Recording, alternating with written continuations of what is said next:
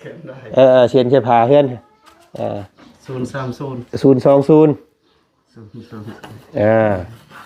เอ้าเคยใช่บ่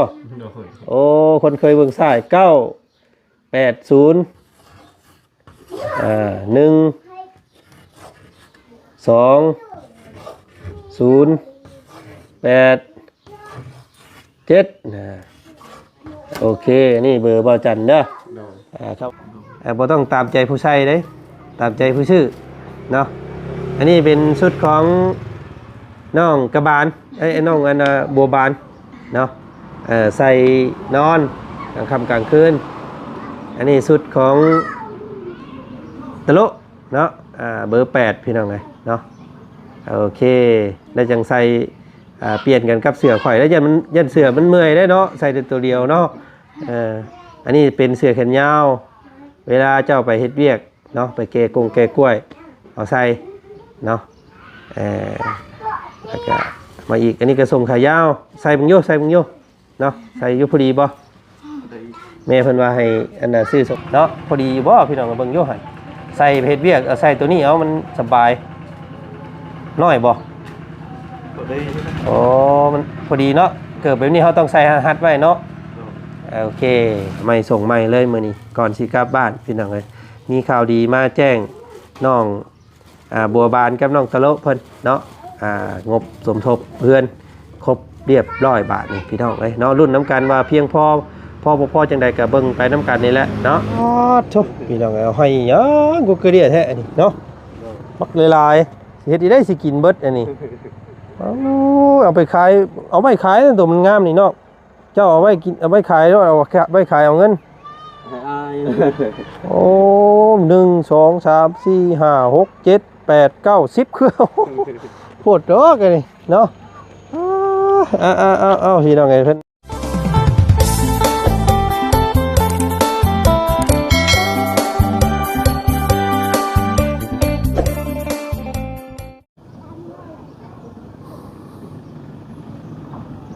เนาะโอ้พี่น้องไงเนาะแสงแดดกระทบตาก็เลยหาแนวกันบังมาใส่เนี่ยว่าซั่นซะพี่น้องเลยเนาะเม็ดตาดำโอ้เนาะพี่น้องเนาะก่อนอื่นเด้อทางบ่าวจันมื้อนี้เนาะก่อนสิกลับบ้านกลับซองพี่น้องทางบ่าวจันเนาะกับทักทายสบายดีเนาะพ่อแม่พี่น้องหมู่เพื่อนกันหมดสุขุทุกคนเจอกันเนาะกับบ่าวจันอีกคือเก่าพี่น้องเอ้ยมื้อนี้ก็พ้อกันมื้อนี้เนาะบ่าวจันเข้ามาหาทางน้องตะโลกับกระบาลเพิ่นอีกคือเก่าพี่น้องเอ้ยเนาะพอดีทางแม่เนาะผู้ที่จะเฮ็ดบ้านสร้างเรือนให้เพิ่นนี่แหละว่าซั่นซะพี่น้องเอ้ยเนาะก็ได้ฝากเงินมาให้เนาะซื้อเสื้อผ้าว่าซั่นพี่น้องเอ้ยเนาะเครื่องอยู่ของกินมาให้เราก่อนสิกลับบ้านพี่น้องเอ้ยเนาะจังได๋ก็เนาะก็ขอบพระคุณทางแม่หลายๆเด้อพี่น้องเอ้ยเนาะแม่เพิ่นก็บ่ประสงค์ออกนามอีกคือเก่าพี่น้องเอ้ยเนาะก็มาลุ้นเบิ่งเนาะมื้อนี้ก็มีข่าวดีนํพี่น้องเอ้ยเนาะมีข่าวดีเรื่องงบในการเฮ็ดเรือนของน้องเพิ่นนี้พี่น้องเอ้ยเนาะก็คือสิครบจบเรียบร้อยแล้วพี่น้องเอ้ยเนาะเพราะว่าแม่เพิ่นฝากเงินมาสมทบอีกพี่น้องเอ้ยเพิ่มอีกเนาะแม่เพิ่นบอกว่าคือสิรับผู้หนึ่งผู้เดียวนั่นแหละเนาะว่าซั่นพี่น้องเอ้ยแม่ขอเป็นเจ้าภาพผู้เดียวซะว่าซั่นเนาะก็เลยฝากเงินมาอีก 40,000 บาทพี่น้องเอ้ยเนาะกับเพื่อหักค่าประสงค์เปอร์เซ็นต์ก็สิยังเหลือประมาณ 30,000 กว่าบาทเนาะก็สรุปยอดงบทั้งยอดเก่าและยอดใหม่ก็ประมาณ90,000 กว่าบาทพี่น้องเอ้ยเนาะรุ่นกันว่าเฮือน 90,000 กว่าบาทนี่สิแล้วบ่เนาะตามที่ว่าจันคิดไล่มานี่สิประมาณนี้ว่าซั่นซะพี่น้องเนาะจังได๋ก็ขอบพระคุณทางแม่เด้อพี่น้องเนาะอยู่ดีมีแฮงจงมีแต่ความสุขความเจริญเนาะสุขกายสบายใจปรารถนาสิ่งใดก็ขอให้สมใจปรารถนาเด้อแม่เด้อเนาะสาธุพี่น้องเนาะเบิ่งก่อนมื้อนี้เนาะทางบ่จันซื้อหลายอย่างอยู่มามื้อนี้พี่น้องเนาะแม่เพิ่นฝากฟังให้เนาะซื้ออย่างแน่มานี่พี่น้องโอ้ยเนาะใส่ เนาะสบายดีเอพี่น้องไงโอ้ยปู้เนาะคือสิเห็นแต่เสื้อตัวนี้แหละบาดนี่เนาะเพราะว่าจันเอาให้นี่เพิ่นคือสิมักแห้งอยู่เพราะว่ามันเย็นได้เสื้อนี่เนาะใส่แล้วก็บ่ร้อนใส่ได้ไปทั้งเฮ็ดเวียกได้ก็เฮ็ดนอนดิดพี่น้องเอ้ยได้เบิดเนาะเฮ็ดเวียกเฮ็ดงานพากันเฮ็ดยังอยู่มื้อนี้โอ้ยคือปิวไปเบิดได้ทั้งนั้นเนาะจะซ่อมดินซ่อมทางเข้านี้บัดนี้รถอ้ายเข้าได้สบายบ่บัดนี้โดยคอยให้โมคอยพอดให้โอ้ให้แล้วพอดให้อีกโอ้เฮ็ดใหม่อีกแล้วเนาะทางน้ำไหลคักบาดนี้เนาะโอ้เราให้หมู่เพิ่นไถให้ใจดีแท้หมู่เจ้าก็ได้เนาะโอ้จงเงินสื่อสัตย์กับเพิ่นเด้อเด้อเนาะเพิ่นใจดีแบบนี้เฮาก็พึ่งพาใส่เพิ่นได้เนาะมีสุขกินดิบน้ำกันนั่นแหละเด้อเนาะเพิ่นเวลาเพิ่นมีเวียกมีงานเฮาก็ไปซอยเพิ่นเฮาบ่ต้องคิดเงินนำเพิ่นก็ได้เนาะมีหยังจับหามเบรกซอยเพิ่นเด้อน้องบ้านเด้อเอ้ยพี่น้องเอ้ยเนาะเพิ่นใจดีซ้ำเนาะแล้วก็ให้เจ้าขอฟื้นขอไฟน้ำเพิ่นน้ำเด้อเพิ่นว่าอนุญาตให้อันว่าต่ออยู่เนาะเราให้แล้วมีแต่นี่แหละเนาะมื้อนี้นั่นอ้ายมาว่าสิลำลากลับบ้านก่อนมื้อนี้เนาะสิเมื่อบ้านก่อนคำว่าสร้างเพิ่นว่างมาเฮ็ดก็ให้เพิ่นมาเฮ็ดโลดเด้อมื้อใดก็ได้มื้ออื่นมื้อฮื้อเพิ่นว่างแล้วก็ให้เพิ่นมาโลดเด้อมาแล้วให้เพิ่นต่อไผลงไปแล้วให้เพิ่นกบไม้ก่อนเนาะเหลาไม้ท่าเพิ่นต้องกบไม้เหลาใส่ไม้ก่อนอยู่แล้วจังสิได้เฮ็ดเฮือนนี่นะเนาะเพราะว่างบเนาะในการเฮ็ดเฮือนเจ้านี้พี่น้องเอ้ยเนาะล่าสุดนี้แม่ท่านเก่าท่านเดิมเนาะผู้ที่ซอยเบื้องต้นเจ้านี่แหละพี่น้องเอ้ยเนาะซื้อเครื่องอยู่ของกินมีให้นี่แหละเนาะล่าสุดนี้แม่เพิ่นก็ส่งการสมทบมาอีกเนาะก็คือสิจบบาทนี่เนาะคือสิครบแล้วเนาะค่าอุปกรณ์อีหยังนะค่าส่งค่าสร้างเนาะน่าสิสำเร็จแล้วบาทนี่มีแต่ให้สร้างเพิ่นมาเฮ็ดเด้อเนาะเพราะว่าอาจารย์ประเมินไปแล้วมันยังบ่พออยู่ประมาณ 30,000 กว่าบาทที่นั่นทั้งสังกะสีฝาเซราแล้วก็พวกลูกติ้งนั่นแหละเนาะแล้วก็พวกบานประตูแล้วก็พวกตึกตะปูอะไรครบเบิดอาจารย์คิดไล่มาตกเป็นเงินบาทอยู่ประมาณ 30,000 กว่าบาทเนาะแม่เพิ่นก็เลยโอนมาเพื่อหักเปอร์เซ็นต์นำพี่น้อง4,100เนาะ4,160 บาทก็อาจจะพอเนาะก็รุ่นเบิ่งนำกันค่ะมันบ่มีหยังคาดเคลื่อนจักแรกมันสิขึ้นราคาพี่น้องเอ้ยเนาะ ตามที่อาจารย์เคยเฮ็ดมานี่ตามที่อาจารย์ไล่ไปนี่เพียงพออยู่เนาะการรุ่นเบิ่งนำกันว่ามันสิบ่มีแนวคาดเคลื่อนไปทางอื่นพี่น้องเอ้ยเนาะนอนคักแท้อันอีหลาเพิ่นพี่น้องเอ้ยเนาะน้องอันบัวบานเพิ่นกินยาคุมได้เนาะรู้สึกในท้องในไส้เฮาแนวกระตนกระโตหลังจากกินยาคุมไปแล้วแบบเมื่อยบ่หรือว่าบ่ได้เป็นหยังเนาะนั่นแหละแม่เพิ่นถึงกำชับมาอีกพี่น้องมื้อนี้เพิ่นว่าให้อันเจ้านั่นก่อยนมกล่องให้เรากินน้ำเพราะว่านมเจ้าเนี่ยตอนนี้เนี่ยมันสิจางพอเจ้ากินยาคุมเลยเจ้ากินยาคุมเข้าไปแล้วนมมันจะจางเลยอันลูกจะบ่แข็งแห้งให้กินนมตัวนั้นน้ำเด้อแม่เพิ่นมาผสมกันแล้วให้ตัวนั้นกินน้ำนั่นอันนี้นี่บ่อันนี้บ่เจ้าเฮ็ดบ่นี่แหละให้เพิ่นดูดเบิ่งให้เพิ่นดูดดูให้เพิ่นดูดเบิ่งผสมกันเวลาตอนเพิ่นนอนแบบเจ้าเฮ็ดเวียกเฮ็ดหยังก็เอานมกล่องให้เพิ่นกินเนาะมันเบิดนะแม่เพิ่นสิซื้อให้บ่ต้องญาติมันเบิดเด้ออันนี้คือแม่เพิ่นบอกมาเนาะเพราะว่าเห็นน้องเพิ่นประหยัดนมเป็นจังไงบ่ต้องค้านเด้อน้องเด้อ ส่งให้เพิ่นโดดต้มน้ำอุ่นๆเดี๋ยวส่งให้เพิ่นกินเพราะว่าลูกเจ้าสิได้ใหญ่ไวสิได้แข็งแรงเนาะกินนมเจ้าเวลานอนก็กินนมเจ้าเวลาเจ้าเฮ็ดเวียกเติบส่งตาขวากับกินนมอันนี้เนาะเพราะว่าต้องผสมกันเพิ่นว่าน่ะแม่เพิ่นน่ะสิมีความรู้ด้านพวกอาการเลี้ยงลูกดีพี่น้องเอ้ยเนาะแล้วก็รู้ระบบเด็กน้อยดีเนาะเพิ่นถึงรู้ว่ากินยาคุมเข้าไปแล้วมันสิเฮ็ดให้นมเฮานี่มันจางลงแล้วก็ให้เฮ็ดให้ลูกบ่มีสารอาหารเนาะเพิ่นก็เลยแนะนำให้กินนมตัวนี้นำเด้อโอเคเนาะเอาพี่น้องเอ้ยก็ถือโอกาสแจ้งนั่นแหละแจ้งข่าวดีกับแม่นมื้อนี้เนาะว่างบในการเฮ็ดเฮือนเจ้านั้นครบแล้วเด้อนะมาครบแล้วบ่ต้องย้านว่าสิบ่แล้วบัดนี้เนาะแล้วแน่นอนพี่น้องเอ้ยเนาะอยู่กับสร้างเท่านั้นเพิ่นสิเฮ็ดไว้สิเฮ็ดช้าส่ำใดเนาะเพิ่นมาเฮ็ดไว้ก็แล้วไว้เดี๋ยวไปตามเพิ่นอีกเด้อบ่เห็นเพิ่นโทรมาเลยสิแม่นเพิ่นบ่ชื่อเบอร์อยากเราเบิ่งบ่ใจเนาะโอ้ยได้พี่น้องก็ได้สิเขียนไว้ให้เด้อเสิเด้อเนาะหาขีดตะไคร้มาเขียนใส่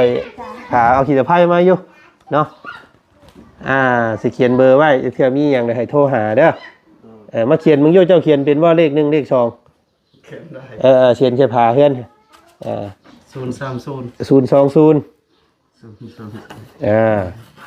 เอ้าเคยใช่บ่โอ้คนเคยเบิ่งใช่980 1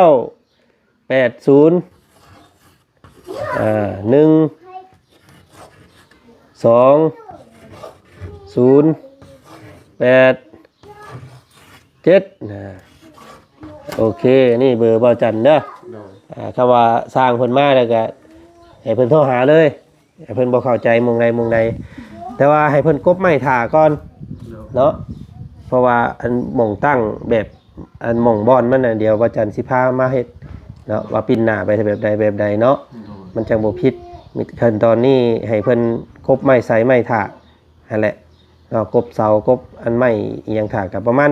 2-3 มื้อสิขึ้นมาใหม่เนาะพี่น้องไงโอเคเนาะแล้วก็ก่อนสิกลับมื้อนี้แม่เพิ่นให้ซื้อนี่เนาะซีนหมูแล้วก็เป่งนัวเกลือปลาแดกมาให้เฮ็ดสู่ลูกกินเด้อจะได้มีสารอาหารเนาะพี่น้องเก็บไว้เนาะแล้วก็ยังบ่พออีกพี่น้องไอ้นี่เนาะแกะมึงอยู่เนาะสั่งส่งเสื้อซื้อบ่จันซื้ออันนี้เอาเองได้พี่น้องเอ้ยเนาะตามใจคนซื้อเด้อบ่ต้องตามใจผู้ใช้เด้ตามใจผู้ซื้อเนาะอันนี้เป็นชุดของน้องกระบาลน้องอันบัวบานเนาะใส่นอนกลางค่ำกลางคืนอันนี้ชุดของตะลุเนาะเบอร์8พี่น้องเอ้ยเนาะโอเคแล้วจังใส่เปลี่ยนกันกับเสือข่อยแล้วยันเสือมันเมื่อยได้เนาะใส่แต่ตัวเดียวเนาะอันนี้เป็นเสือแขนยาวเวลาเจ้าไปเฮ็ดเวียกเนาะไปเกกล้วยเอาใส่เนาะแล้วก็มาอีกอันนี้ก็ส่งขายาวใส่บุงโยเนาะใส่อยู่พอดีบ่แม่เพิ่นว่าให้อันน่ะซื้อส่งขายาวมาให้แน่ว่าซั่นเนาะพอดีเบิด1,000 กว่าบาทพี่น้องไงเนาะ1,600เนาะ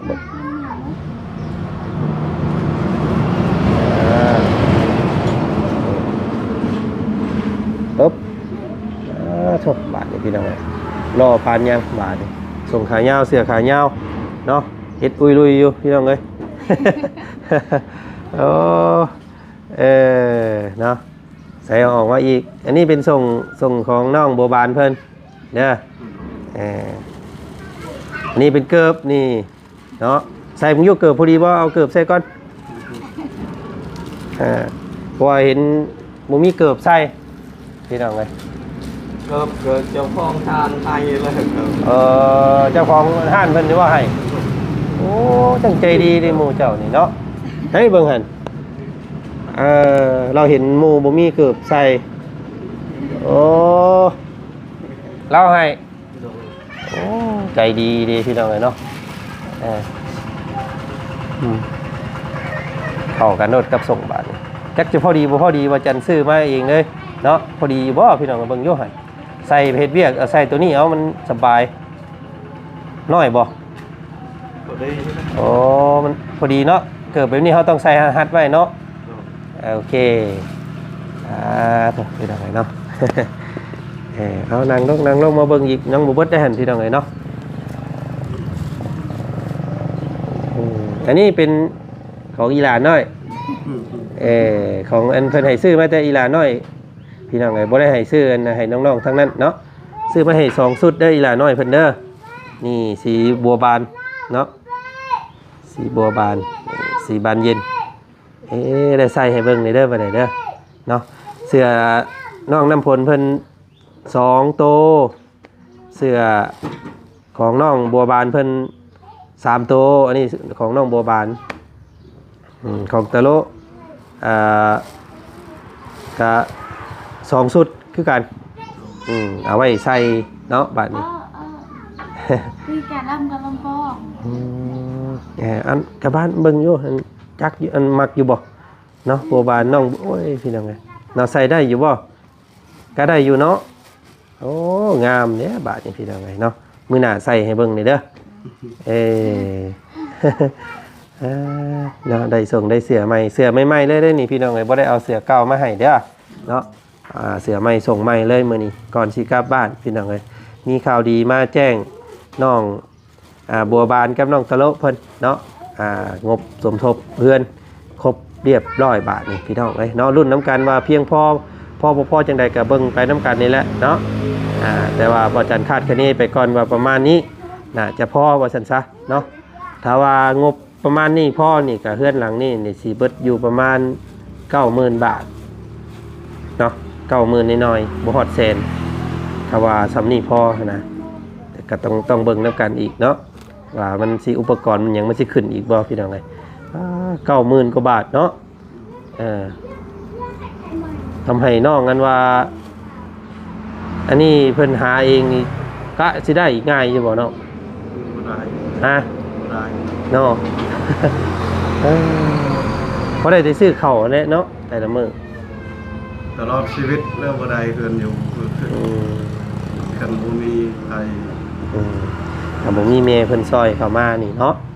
โอ้แม่เพิ่นก็ใจบุญอีหลีพี่น้องเอ้ยเนาะครับแบบผู้หนึงผู้เดียวเลยเนาะเพราะว่าแม่เพิ่นว่าคือเห็นทาง FC ทั้งหลายๆเพิ่นคือยังสมอยอยู่ว่าซั่นพี่น้องเอ้ยเนาะแม่เพิ่นก็ได้ว่าอ้าวจังซั่นแม่สิซอยผู้หนึงผู้เดียวเลยแล้วกันเพิ่นว่าเนาะแม่เพิ่นก็ได้ฝากมาอีก 40,000 กว่าบาทพี่น้องเอ้ยเนาะอาจจะเพียงพอบาทนี่เดี๋ยวอาจารย์สิบริหารเบิ่งเนาะว่ามันสิเบิดเท่าใดค่าสร้างนี่จักแล้วพี่น้องเอ้ยค่าสร้างนี่เนาะ16 ล้านเพิ่นเอาเนาะเพิ่นเว้ามานั่นคำว่าคนอื่นคนไกลเพิ่นก็20 ล้านพุ่นแหละว่าซั่นแต่ว่านี่เป็นลูกเป็นหลานตัวเองว่าซั่นเนาะว่าอาจารย์ต่อเพิ่นอยู่พี่น้องเอ้ยต่อ15 ล้านเพราะว่าแต่เก่าเคยเฮ็ด15 ล้านเราว่ายอมแล้วเราอ่ะ บ่ได้เราว่าเนาะต่อหลังไม้พี่น้องเอ้ยว่ามันก็ซื้ออุปกรณ์กับโมเมนต์ถึกๆนะพี่น้องเอ้ยเนาะซื้ออุปกรณ์กับโมเมนต์ถึกๆเพราะว่าซื้อพวกบานกบเนาะอุปกรณ์ต่างๆทั้งอื่นลูกไปทั้งอื่นไปกับเงิน10 กว่าล้านนี่ก็บ่ได้หลายคือมื้อนี้พี่น้องเนาะซื้อนั่นซื้อนี่ก็โอ้แพงเนาะน้ำเมือกน้ำมันก็สุดยอดเลยพี่น้องจนมื้อวานนี่ก็บ่จันเข้าไปเติมอยู่เวียดนามพุ่นน้ำมันเบิด โอ้ยเนาะยันบ่เมื่อฮอดเฮือนยันเมื่อบ่ฮอดเฮือนไปเติมน้ำมันอยู่เวียดเมื่อวานนี่ข้ามไปเวียดนามเบิดล้าน4เต็มทั้งบาทนี่เนาะคือสิฮอดอยู่บาทนี่ ทุกจริงทุกอย่างก็เดินไปด้วยน้ำเมืองน้ำมันพี่น้องเอ้ยเนาะโมเมนต์ที่ว่าให้ใช้น้ำเดี๋ยวไปได้เด่นไปทางใดกันเนาะมันก็เลยต้องใส่เงินต้องใส่น้ำเมืองน้ำมันเนาะเอาระหว่างนี่ก็มีแต่ชุบเจ้าเบิ่งพื้นเบิ่งไฟให้สร้างเพิ่นเด้อเบิ่งแนวอยู่แนวกินให้เพิ่นหากินเองแหละสร้างก็ได้เนาะสมมุติว่าอันนี้ก็น้องบัวบานก็นึ่งข้าวให้เพิ่นเด้อนึ่งข้าวเพื่อเพิ่นนำสมมุติแนวกินนี่ก็ให้เพิ่นหาเองกลางค่ำกลางคืนก็ ไปหาก้านเจ้ากะเถื่อได้กบได้เขียดพอได้มาให้เพิ่นนำเนาะพอได้ซอยเหือซอยแห้งเพิ่นอีกมื้อขึ้นมาเพิ่นระว่าสิซื้อมาให้ดอกพวกของกินน่ะบ่ยากระหว่างที่ระว่าบ่อยู่นี่จังหาแนวกินช่วยเพิ่นนำเนาะตำแจ่วตำเกลือแกงหน่อไม้เนาะไปหาเป็นอยู่บ่หน่อไม้ฮะบ่เคยไปบ่ พาลูก เออ ดูให้ตลอด เนาะโอ้เสียงแสดงว่าน้องน้องตะโลเพิ่นนี่เลี้ยงเมียถือค่อนข้างว่าดีสมควรเนาะบ่ได้ให้เฮ็ดเวียกเฮ็ดงาน เอาแต่ลูกอยู่เฮือนอย่างเดียวโอ้สุดยอดเด้อพี่น้องเอ้ยเนาะสิแม่นเราแพงเมียแห้งและแต่มึงเนาะกับอันบัวบานเป็นนี่ไดน้องอันตะโลเพิ่นนี่เป็นนี่ไดผัวเจ้าเบิ่งแย่งเจ้าดีอยู่บ่เราเคยให้บ่บ่เคย บ่ต้องเว้าตัวไม่เว้าอีหลีเด้อเนาะหน้ากล้องนี่เว้าดีๆเด้อบ่เคยให้บ่เคยตีบ่เคยตีบ่อืม ยันว่าเกรงใจอ้ายเลยยันบ่กล้าเว้าผัวเนาะความจริงเนาะพี่น้องเอ้ยก็เอาเนาะเบิ่งก็คือสิถูกต้องกันดีอยู่ดอกพี่น้องเอ้ยเพราะว่าต่างคนต่างบ่มีพ่อแม่เนาะสมมุติว่าเจ้าไปตบไปตีเมียนี่ก็จักเล่าสิเมื่อหาไผเนาะพ่อแม่ก็บ่มีแม่นบ่แล้วก็มาอุ้มลูกเมื่อนี่ก็แล้วพี่น้องเอ้ยจักสิเมื่อเพิ่งไผเนาะสมมุติว่าทั้งเมียตีผัวนี่ก็จักสิไปหาไผผัวก็ได้เนาะใครอยู่เรายังมีน้องอยู่ใกล้อยู่ต่างคนต่างอันบ่มีพ่อแม่อะไรว่าซั่นโอ้เนาะบ้านปลาไหลเนาะบ้านเจ้าเนาะโอ้เคยไปอยู่พี่น้องเทื่อนึงเนาะเล่นไปป้าไก่ช่ำยากช่ำทางเนาะโอ้ทางไปฮอดไปเจอกันได้เนาะเจ้ากันเนาะ โดย ไปดินเนี่ย เอาผัวอยู่บ้านเลย อันเพิ่นบอกแล้วเทื่อนึงเนาะแม่นแหละแม่นแม่ไปเอาผัวอยู่พุ่นน่ะก็เลยไปนำแม่ โดย เนาะก็ได้พ่อกัน โดย เอากันน่ะก็ยังมาพี่บัดนี่ โดย คือบ่อยู่นำเฮือนแม่อยู่พุ่นซั่น พ่อก็ลงมาพี่ โอ้ แม่ก็ลงขึ้นมาพี่ ก็เลยพากันฮุบลงมาพี่เลยเนาะสิพี่น้องเอ้ยนอกกะมื้อนี้ก็บ่มีหยังหลายเนาะมาแจ้งซำนี้เด้อน้องเด้อเมื่อป้าก่อนบาดนี้ ไว้เสี่ยวป่วยหาย เอ้ากล้วยนี่ใช้อันอยู่สวนพุ นี่ค่อยเอาไว้อยู่เดิน เอามาเลย โดย เนาะ โดย สิเอาเป็นของฝากบ่ โดย เอ้ยพี่น้องเอ้ยเนาะเอาน้ำใจจากน้องตะโลเพิ่นกับน้องบัวบานเนาะเมื่อบ้านก็มีกล้วยบ่จักเครือนะเอาหลายดีบ่ เก้าคือ โอ้ยเอา ปอเอายังหลายแท้ หายอ้ายเอามือ เฮ้ยมันหลายโพดน้องเอ้ยมันเก้าเครือเนาะ โดย กล้วยเจ้าเองบ่ โดย เอาไว้ขายรถเป็นเอาไว้ขายเนาะเอาจัก2-3เครือก็พอ ว่าหายอ้ายมีราคา เดี๋ยวอ้ายอันสิให้บดให้อ้ายบดรถไปพุ่นบ่โอเคเดี๋ยวอ้ายไปถอยรถไปหาได้เสร็จเด้อเนาะไปเบิ่งนำกันบักกล้วยเก้าเครือพี่น้องเอ้ย อายคักบาดดิเนาะให้เมื่อกินเมื่อยายพี่ยายน้องเนาะ โดย โอ้มีน้ำใจงามได้นี่พี่น้องเอ้ยเนาะเอ้าก่อนสิครับกับฝากขอบมุกขอบใจแม่เพิ่นแน่แม่ใจบุญแม่ใจดีจากฝั่งไทยเพิ่นอยู่ประเทศสวิตเด้อคือเก่าแหละเอาพากันยกมือขึ้นเด้อ โดยชายลายแม่พังไทย เด้อ และ แม่ แม่ฝั่งไทยนั่นแหละเนาะ โดย มี ขอให้อยู่ดีมีแห้งขอให้ร่ำให้รวย ขอให้อายุมันคนยืน เด้อ อยู่ดีมีแห้งให้มีความสุขตลอดไป เด้อเนาะเอ้าน้องบัวบานเนาะขอบมุกขอบใจแน่ที่เพิ่นซื้อเสื้องามๆให้นี่เนาะ ใจไม่ง่าย แม่ใจดีเออ เราซื้อเครื่อง เออ ไปละลาย เออ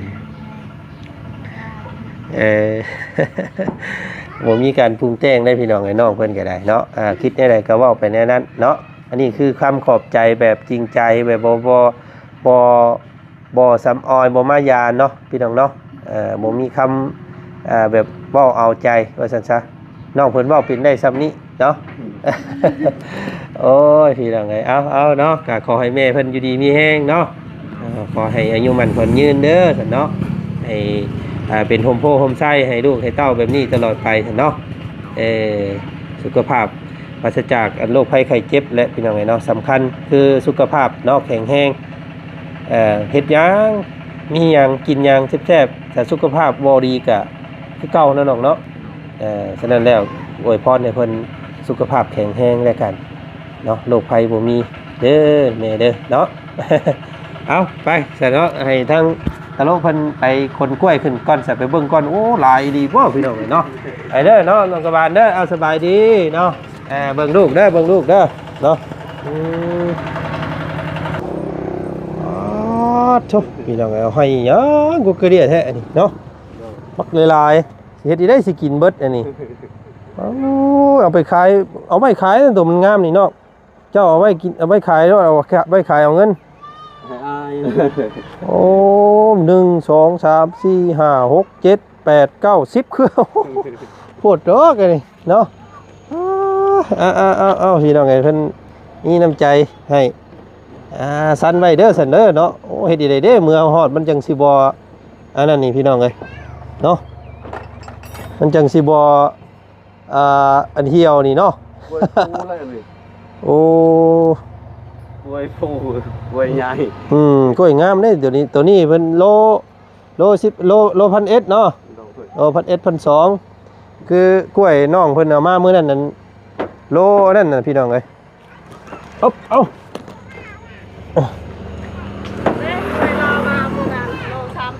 โอ้ทิมเชื่อตายเนาะโอ้ยพี่น้องเอ้ยพ่อได้ไปยังดอกมันหลายเลยเอาเมื่อกินบุบดได้เนาะไปจะสุกแล้วล่ะ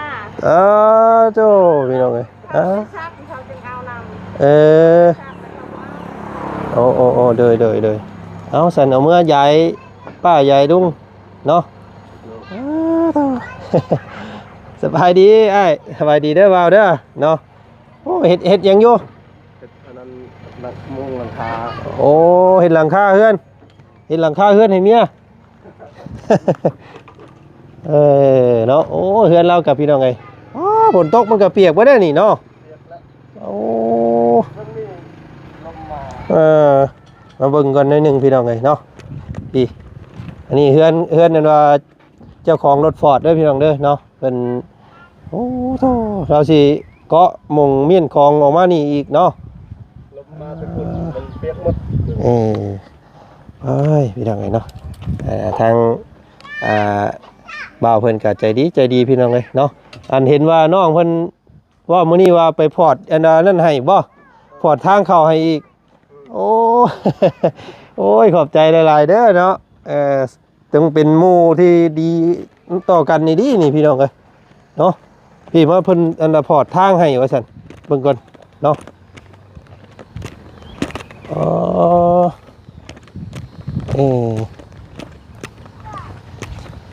โอ้เราไปเฮ็ดทางขึ้นให้คักกะลีบาดนี้พี่น้อง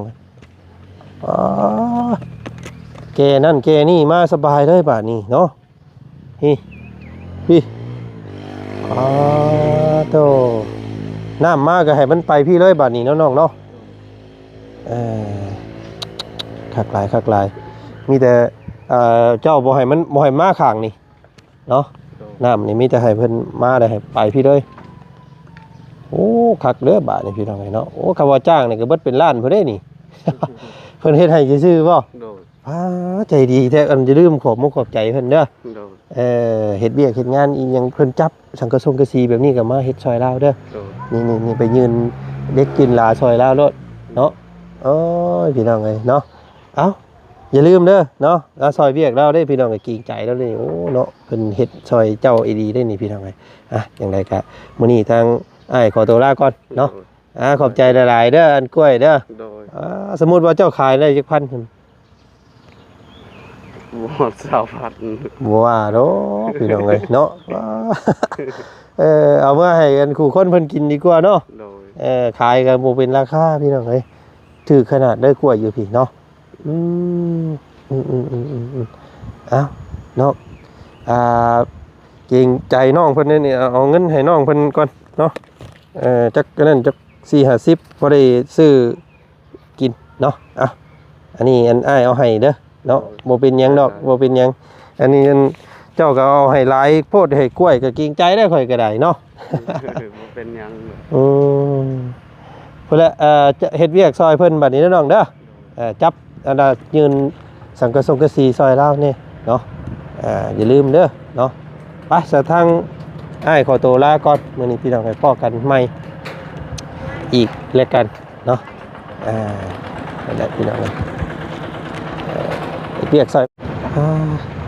เพื่อนเมค่าพี่น้องเนาะ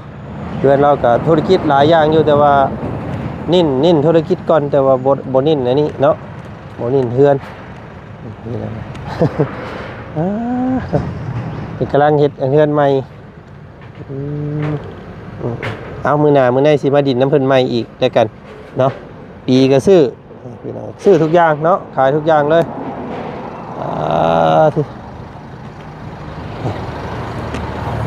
นี่กล้วยพี่น้องโอ้โหเนาะโอ้โหสกินนี้ได้สิเบิดอย่างนี้พี่น้องเลยเนาะติดตามมึงแล้วกันพี่น้องเลยเนาะของฝากจากน้องตะโลเนาะเจอกันคลิปหน้าพี่น้อง